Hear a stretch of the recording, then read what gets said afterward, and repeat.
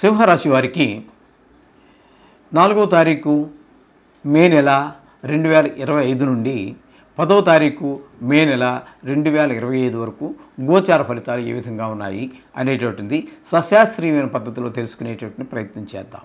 ఇక్కడ ఈ సింహరాశి వారికి ఈ ద్వితీయ స్థానంలో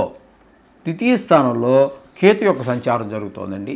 కేతు యొక్క సంచారము ద్వితీయ స్థానంలో శుభప్రదమైన ఫలితంలో నింపజాలదు. అయితే ఏ విధమైన ఫలితాలు ఇస్తుంది అన్నట్టయితే ఇక్కడ ముఖ్యంగా కుటుంబం మీద ధనాదాయం తగ్గుతుంది, మాటలో కొంచెం కఠినత్వం పెరుగుతుంటుంది. మనం మాట్లాడితే మనం బాగానే మాట్లాడి ఉండొచ్చు, కానీ ఎదుట మనిషి అపార్థం కూడా చేసుకోవచ్చు. అన్నిటికీ దోషం మనదే ఉంటుందని కూడా అనుకోవడానికి లేదండి. ఎదర మనుషుల్లో కూడా దోషాలు చాలా ఉంటాయి.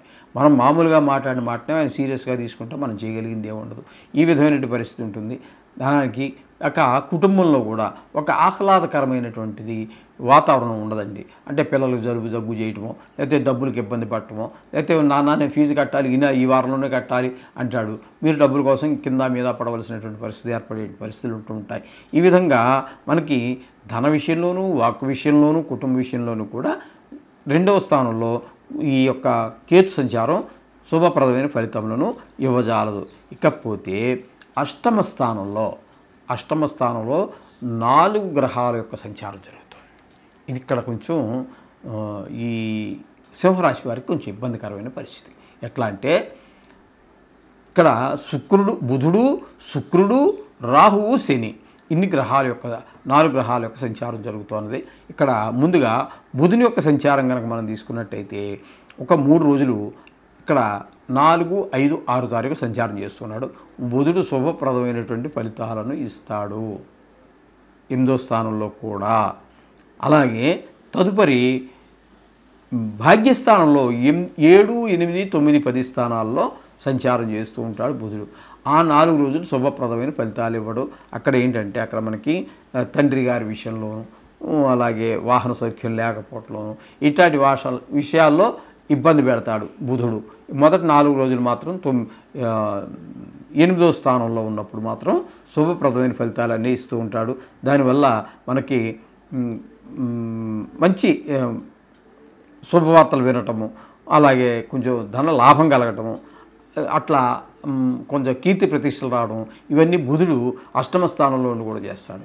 నిజానికి చెప్పాలంటే అష్టమ స్థానంలో యోగించేటటువంటి ఏకైక గ్రహము బుధుడు ఒక్కడే నవగ్రహాలలో. ఇది గుర్తుపెట్టుకోండి.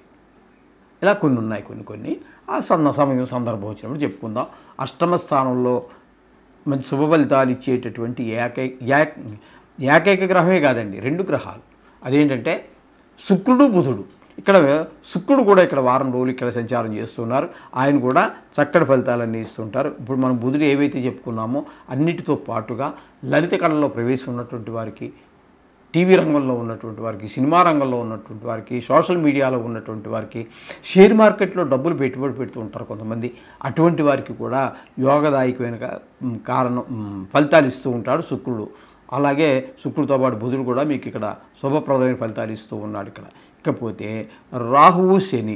ఈ రాహువు కానీ శని కానీ అష్టమ స్థానంలో శుభప్రదమైనటువంటి ఫలితాలన్నీ ఏమి ఇవ్వజాలరండి. ఇక్కడ కొంచెం పెద్ద కష్టమే వస్తుంది. హఠాత్తుగా కొంతమందికి యాక్సిడెంట్స్ అవి అయ్యేటువంటి అవకాశం ఉంటుంది. ధన నష్టం కలుగుతుంది. అలాగే ఎవరితో ఏ మాట మాట్లాడినా, మంచిగా మాట్లాడినా కూడా అది వారు అపార్థం చేసుకోవడం ద్వారా కలహాలు అంటే గొడవలు అయ్యేటువంటి అవకాశం ఉంటుంది. అలాగే కొన్ని చోట్ల అవమానాలు పాలవలసి వస్తుంది, పరాభవాలు ఎదుర్కోవాల్సి వస్తుంది.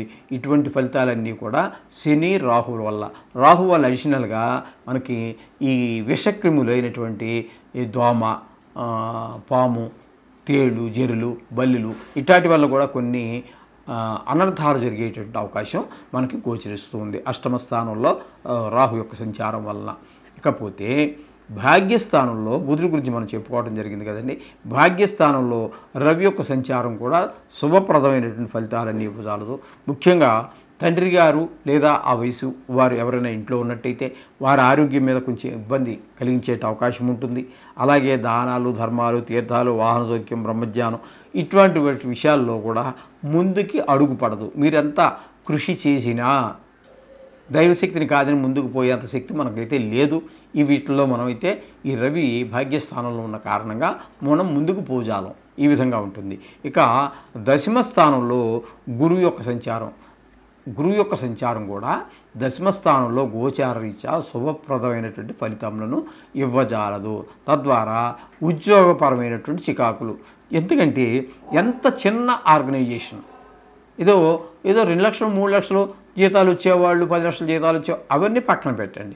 చిన్నవి నెలకి 7,000 8,000 తెచ్చుకునేటటువంటి ప్రదేశాల్లో ఉన్నటువంటి చిన్న ఉద్యోగులు వాళ్ళు కూడా ఒకరి మీద ఒకటి పితూరులు చెప్పుకోవటం, అక్కడ కొన్ని రాజకీయాలు చేయటం, ఇవన్నీ సర్వసహజమైపోయింది నేటి కాలంలో.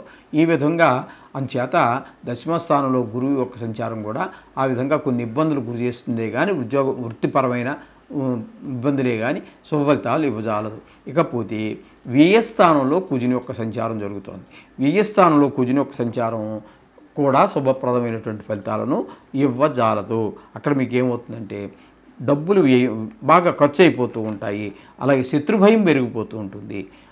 అదేవిధంగా మనోవిచారం కొంతమంది, ఎందుకంటే మనం చెప్పుకున్న మొదటే ఇది సుమారుగా 70 కోట్ల మందికి సంబంధించినటువంటి రాశిగతమైన ఫలితం కాబట్టి ఇందులో పరమ దుర్మార్గులు ఉంటారు, చాలా చక్కటి దైవ సమానమైనటువంటి మనుషులు కూడా ఉంటారు.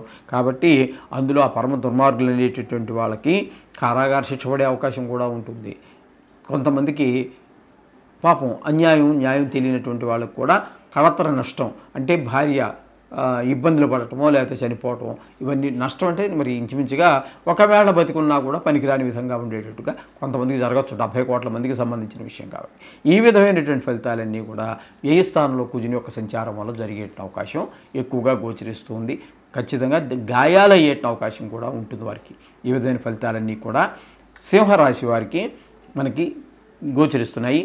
ఏదేమైనప్పటికీ కూడా ఖచ్చితంగా ఈ నవగ్రహాలకు సంబంధించినటువంటి జపాలు రోజు 2 నిమిషాలు 3 నిమిషాలు కేటాయించండి, సర్వశుభాలు చేకూరుతాయి. శుభం భూయాత్.